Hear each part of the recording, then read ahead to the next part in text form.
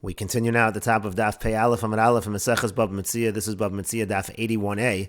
And the previous summit, the Gemara brought from Rav Chisda that Rav Chisda says, let's say a shoel borrows an item for a certain period of time, and that period of time ends, so automatically the shoel is no longer considered to be a shoel on the item. The owner should come and pick it up. The shoel has no responsibility once the deadline passes. And so the Gemara asked a question from our Mishnah, because in our Mishnah we're dealing with a case of a craftsman, and the craftsman is considered to be a shomer sacher. And the Mishnah says that if the craftsman says that he's finished the work, take what is yours and then bring the money, meaning to say he's not even holding the item just to get the money, he wants the person to take it, so then he's no longer a shomer sacher, then he's considered to be a shomer chinam. And so the Gemara infers from the Mishnah, hagemartiv, shomer sacher. If he would simply say that I finished, he would still be considered a shomer sacher. Rashi says, hagemartiv shomer sacher. If he says that he finished the item, he's still a shomer sacher. V'lo amrin, and we don't say, kevan sheyodu habaylim, shekalu yimei ha'umnis, that since now the owners know that the work is done, v'lo shalchu v'heviyam pater hashomer, and they didn't pick up the items, so we don't say that automatically the shomer is pater. V'gabe hashoel nami, by the borrower as well, afal pi sheyodu habaylim shekalu yimei hashe'ela, even though the owners know that the days of the borrowing have finished, shoel, we should still say the person's considered to be a shoel. Just like it seems from our Mishnah the person is still considered a shomer sacher, the same should be true by a shoel. And the Gemara says you're making the wrong inference from the Mishnah. Lo, no. Ha-have mos v'tolas shelcha shomer sacher. What the Mishnah means to say is, let's say the uman, let's say the craftsman says, bring the money first and then you could take what is yours, meaning to say he's going to hold the item until he gets paid. So in such a situation, the Mishnah means to say then he would be a shomer sacher. And Rashi explains, Lo seidok hagamartiv shomer sacheru. Don't infer from the Mishnah that if he says, I finished it, he's a shomer sacher. Elahachadai kamina. Rather, you should make the following inference. Ha-have mos, if he says, bring the money first. The goli adaita the toughest leagre. Now he's showing that he's holding the item because he wants his wages. Then shomer sacheru, then he's still a shomer sacher. And so the Gemara says, if you're going to understand the Mishnah in that fashion, so avol gemartiv mai. So let's say he does just say that I finished. What if that's all he says? I finished the work. What would he be? Apparently, if he says that, shomer chinam, he would be a shomer chinam. It would be similar to what we're saying, that the time has passed. He's no longer a shomer sacher. And Rashi says, avol gemartiv mai, in a situation where he says, I finished, what would be the halacha? Shomer chinam, he would be a shomer chinam. The chol kama de lo gali daite, because as long as he hasn't said otherwise, v'les lo l'meimar de tafes le'agre, we shouldn't just assume that he's holding the item for wages, for the pay. Kolsa shmiras schar pula, so at that point in time, the watching in terms of the payment of the work that he's doing, that's done. Midegamre v'ode, because he let the person know that he's finished, and so therefore, he's no longer apparently a shomer sacher, he's now a shomer chinam. V'gabe shoel nami, by shoel the same thing. Kolsa shmiras she'ela, he's no longer considered a shoel. Midiyadu habaylam shekalu yimei hashe'ela, once the owners know that the time of the borrowing is over. Tahasam lavla odoi boy, in the case of the she'ela, he doesn't even need to let the owner know anything. Tahayada shalakach v'kach yamim hishila lo, because the owner knows that he only lent it to him for a certain amount of time. And so the Gemara continues, Ihachi, if so, meaning if it is true that if he says Gemartiv, I finish the work, he's automatically a shomer chinam. So Aditani, so instead of saying in the Mishnah of Akula and Sha'amru Tolas Shalcha v'Have Mos shomer chinam, that if they say take what is yours and bring the money, that makes them a shomer chinam, you could have said a bigger chiddush, Nashme'inon Gemartiv. Instead, the Mishnah should have said that when he says I finish the work, then he's a shomer chinam. And then it's obvious, V'kol Shekain Tolas Shalcha, and certainly in a situation of Tolas Shalcha, he's a shomer chinam. That's what it should have said if that was the case. And the Gemara says to that, Tolas Shalcha et Strichle, it could be that the Mishnah needs to teach us the case of Tolas Shalcha, because Salkadai Tchamina, because one might have thought Shomer Chinam Nami Lo Havi, that he's not even a Shomer Chinam in that case. Maybe he's like nothing. And so the Mishnah says, Kamash Malon, the Mishnah is teaching us that he is in fact a Shomer Chinam in that situation. And Rashi explains, I might have thought Shomer Chinam Nami Lo Havi, that he's not even a Shomer Chinam. De'eno Shomro Lo Od Kamarle, maybe he's saying, I'm not going to watch it at all anymore. Kamash Malon, that's what the Mishnah is teaching. De'eno Tovso Al Schoro, Hudu Kamarle. He's just saying that he's not holding the item for the wages. Aval Midin Pikadon Lo Salak Nafshi, but he's not removing himself in terms of the object as a deposit. He is still a Shomer Chinam. And the Gemara continues, Ika Diamri, there are those that say a slightly different version of the above. Amar Rav Nachman bar Papa, Rav Nachman bar Papa says, Af anon nami tanina. We learn the same thing in the Mishnah. In other words, in this version, we're actually bringing a proof from the Mishnah initially. V'chulan sha'amru tola shalcha v'havei mos shomer chinam. In our Mishnah it says that if the craftsmen say, take what is yours and bring the money, then they become a shomer chinam. And so my lav, so now the Gemara assumes, is it not, hu adin gemartiv, that the same is true. If he says, I finished the work with the work, it's exactly the same. And that's exactly necessarily what we're saying as by a shoel as well. When the time ends in terms of the she'ela, he's no longer a shoel. When he's finished the work, he's no longer a shomer chinam. And the Gemara says not necessarily, no, it's not necessarily a proof. It could be tola shel chashani. It could be that if he says take what is yours, that is different. When he says take what is yours, in that case he becomes a shomer chinam. That's not necessarily true by a situation of gemartiv. And the Gemara continues, Hunamar bar Meremar kame de Ravina. Hunamar, the son of Meremar, in front of Ravina. Rami masnisan hadodi. The way he taught the above sugya was he made it a contradiction against in Mishnayis, Umashani, and then he answered the contradiction as follows. Tanan, we learned in our Mishnah, V'kulan she'amru tola shel chav have mos shomer chinam. It says by all of the craftsmen, if they say take what is yours and bring the money, then they are a shomer chinam. And the Gemara assumes within this, V'hu hadin legemartiv, the same would be true if he simply says I finished the work, then he's no longer a shomer sacher, he's a shomer chinam. And so the Gemara asks a contradiction, Uraminu, we have the following contradiction. Amar lo shoel, if the shoel says shalach v'shilcha, let's say the shoel says send me the item that I'm borrowing, and that's what he does, he sends it, v'meson, then the animal dies, so chayiv, the shoel is chayiv, because he said to send it, therefore the shoel is responsible from that point in time. V'chein b'shal shemachzir, the same is true when he's returning it, let's say the owner says to return it, so then, and only then, the owner is going to be responsible. The Gemara now is assuming that the time for the she'ela, the time for the loan, is over at this point in time, and yet we're saying the shoel is responsible unless the owner specifically said that you should return it. That seems to be a contradiction, because again, in our mission, it sounds like if he finished the work, he's automatically not a shomer sacher, and here, even though the she'ela is finished, he still is a shoel. And the Gemara says, Umashani, and then we answer the contradiction as follows. This is using Rav Chisda from the previous Amud. Amar Rafram bar Papa, Amar Rav Chisda, Rafram bar Papa says that Rav Chisda says, Lo shanu ela shehechzer b'sochi mei she'ilta. This whole Mishnah is only talking about a situation where it's returned during the time of the loan. Aval liachar yemei she'ilta, but if it's after the time of the loan, so then pater, he would automatically be pater. He's no longer a shoel once that time passes. And the Gemara continues, they had the following question, Pater mishoel v'chayev kashomer sacher. In this situation where the time of the she'ela has ended, he's no longer a shoel, so is he exempt from being a shoel, but he's still a shomer sacher? Or dilma shomer sacher nami lo haver, or maybe he's not even a shomer sacher. And the Gemara says, Amar Ameimar says, Mistabra makes sense to say, Pater mishoel v'chayev kashomer sacher. He's pater, he's exempt as a shoel, but he is still chayev as a shomer sacher. Hoel v'nenem mahana have, since he did get benefits, so he essentially gives a benefit back. He's going to be a shomer sacher because of the benefit that he received. And the Gemara continues, Tanya Kavase de Ameimar, we have a brisa that supports what Ameimar is saying, that he should be like a shomer sacher. The case over here is from a brisa, halokech kelim mi beisa uman. Let's say a person, he buys vessels from a craftsman, l'shagron leves chamav. He wants to send it to his father-in-law. V'yamar lo, he says to the craftsman, im mekavlen osan mimeni, if they accept it from me, if they want the gift, ani nosen loch demein, so then I'm going to give you their value, I'll pay you for the items if it's accepted.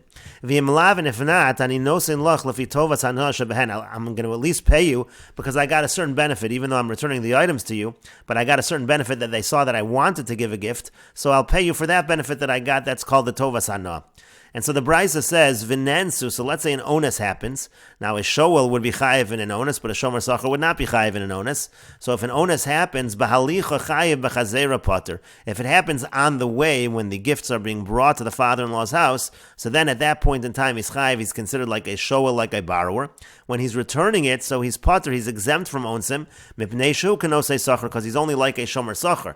Now the point over here is, you see that even though he's no longer like a shoel, but he is like a shomer sacher because he did receive some benefit, and the same would be true in our case as well. He would still be considered like a shomer sacher. And Rashi explains, pater mishoel me onsin, he's pater as a shoel, meaning he's pater from onsin.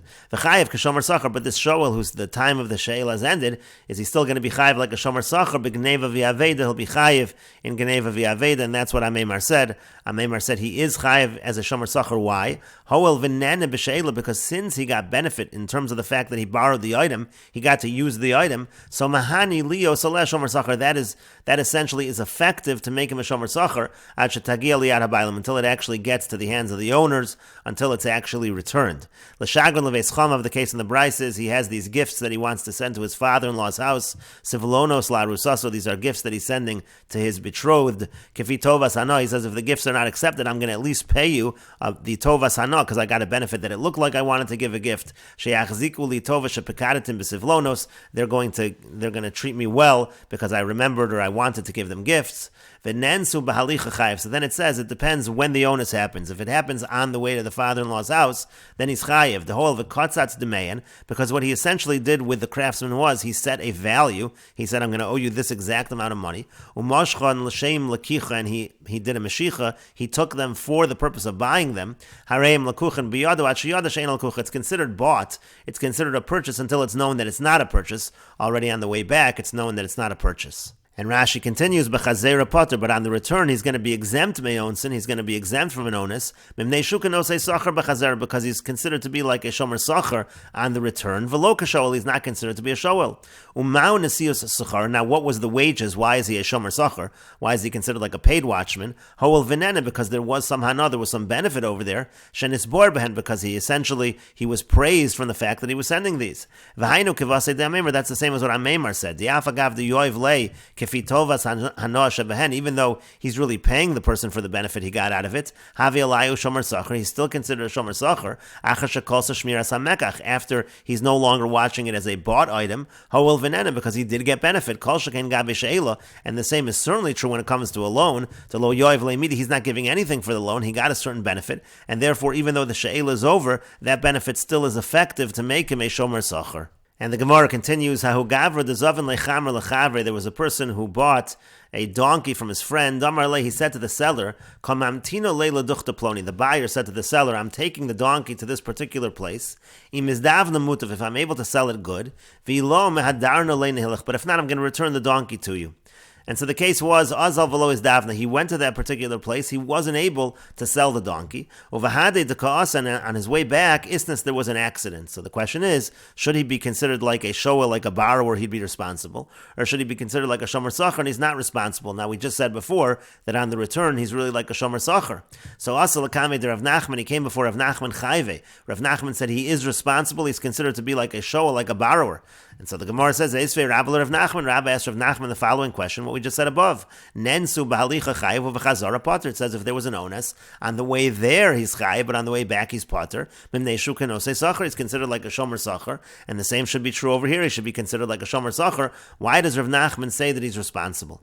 Amar le, so he said back to him, chazara dehai halicha. In this case, the return is the same thing as where he's going. My time, what's the reason? Svaru, it's logical. B'chazirasa, because when he's returning, ilu ashkach lezvune, let's say on his return, he finds someone who's willing to buy it. Milo Zavna, wouldn't he sell it in that situation? And so therefore, in this particular case, even on the return, he is still considered to be a buyer effectively, and he's still going to be responsible for onsim. And the Gemara continues at the two dots. The Mishnah said, Shemor li ve'eshmor loch shomer sacher. If a person says, you watch for me and I'll watch for you, so then he's considered to be like a shomer sacher, because essentially they're each watching the other one's items. That's a payment, that's wages, and that's why it's considered like a shomer sacher. The Gemara says, V'amai, but why is he considered responsible in that case? Shmira b'bailim, that should be considered shmira b'bailim. The halach is that if a person is watching something, but he's also the bailim, the owners, he's working together with the owners, so then he's not going to be responsible. It should be an exemption of shmira b'bailim. Rashi says, Shmor li ve'eshmor lach shomer sacher. Again, he says, watch for me and I'll watch for you as a shomer sacher. V'chayiv im nignava, he'd then be chayiv if it was stolen. And the Gemara asks, Ve'amai, why is that the case? Shmira b'bailim, that should be watching together with the owners.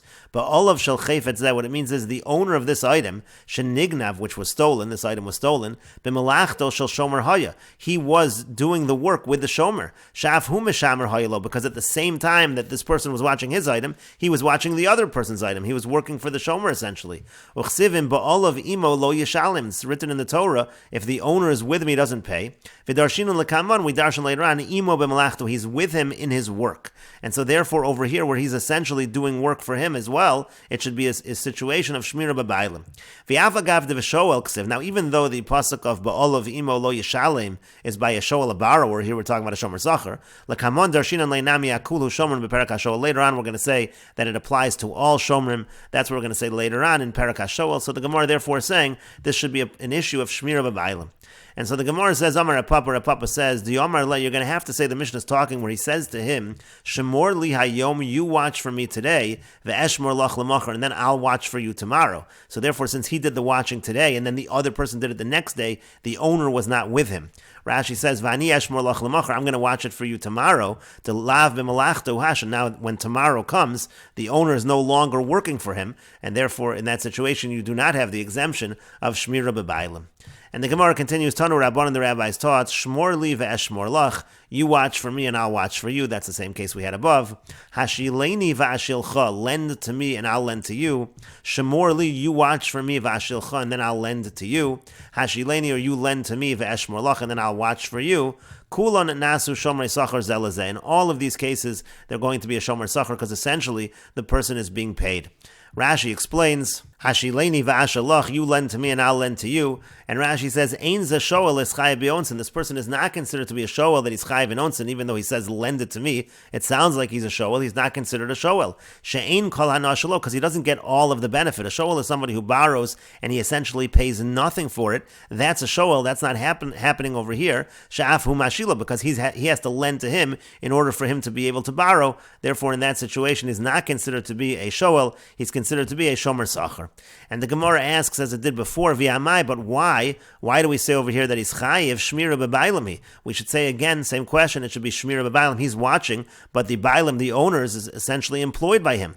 Rashi points out, shmira b'bailim he, ashmor li ve'eshmor lach kai. This is only going on the case of watch for me and I'll watch for you. So in that case, essentially, they're both working for each other. Sheshneim zeh v'malachto shel zeh. Each one of them is working for the other one. Aval hashileni kel yicha v'ani ashalach kelai. Let's say he says, lend me your vessels and I'll lend it to you. So there he's not working, and they're both borrowing. Or even shmor li v'ashilcha. Let's say he says, watch for me and I'll lend you. Oh, hashileni v'eshmor lach, or lend to me and I'll watch for you. Ein kan bailam shel chayfetz b'malachto shel shomer. There you don't have the same situation. You're not talking about shmira, you're talking about loans in that situation. So you wouldn't have the exemption of shmira b'bailam. It's only in the case of eshmor li v'eshmor lach. And the Gemara continues with the same answer as above. Amar Papa says, the Amar le, he says, Tim shmor li hayom, watch it for me today, ve'eshmor lach lemachar, then I'll watch for you tomorrow. So now he's not in his employ at the exact same time, so it's not an issue of shmira b'bailim. And the Gemara continues, Hanu ahaluye dechol yoma hava afi lo chad minayu. There were these ahaluye. Ahaluye are people who are dealing with a certain kind of grass or a certain kind of spice. And each day, it was a group of them, each day one of them would bake for the whole group. Hahu yoma amru leilachad minayu. So when there was a particular day, they said to one of them, Zil afilon, you go ahead and you do the baking today. Amar luhu, he said to them, Natru li glimoy, watch my cloak. Adaasa, by the time he came back, Pashuba, they were negligent with the cloak, ve'ignav, and it was stolen. Asu l'kami de Rapapa, they came before Rapapa. Chayvinu, Rapapa said that they're chayiv to pay. Essentially, they're negligent in this situation, so they have to pay. Amru le Rabbanan Rapapa, but the Rabbanan said to Rapapa, Amai, why are they chayiv to pay? Pshia bebailami. This should be a case of negligence with the owners, meaning in this case, the owner was working for them, he was baking for them, and so therefore they should be exempt because of the idea of shmira bebailim. And so the Gemara says, if the Gemara says Rapapa was embarrassed, he realized that he had ruled incorrectly. But in the end, the Gloi Milsa turned out that at that moment, when he was supposed to be baking, he was actually drinking beer, so he essentially wasn't working for them, and therefore it's not bebailim, and therefore they would be responsible. The Gemara says, now this story makes sense according to the one who says that negligence when the owner is working for you, you're going to be exempt in that case. That's why he was embarrassed. He ruled incorrectly. But according to the one who says that if you have a situation of pshia bebailim, actual negligence, that's not enough to get you off because negligence is worse. So according to the one who says chayiv in that case, why was he even embarrassed in the first place? The whole story doesn't make sense. And so the Gemara says you have to change the story a little. Ella rather, hahu yom malavdi day have it. That day actually wasn't this particular individual's day to bake. V'yomru leila day, and they said to him, Zil afilon, go and bake for us. Zil afilonat, you should bake for us, even though it's not really your day. V'yomru lu, and he said to them, Bahu agro dechafina lechu, as a payment, essentially, from the fact that I'm baking for you, so therefore that's like I'm paying you, because I'm working for you when I don't have to. Neturu glimoy, I want you to watch over my cloak. So essentially, he's saying that you guys are shomrei sachar, you're paid watchmen, because I'm paying you by working for you, and we will continue with this discussion in the next video on Daf Pei Aleph Amud Beis.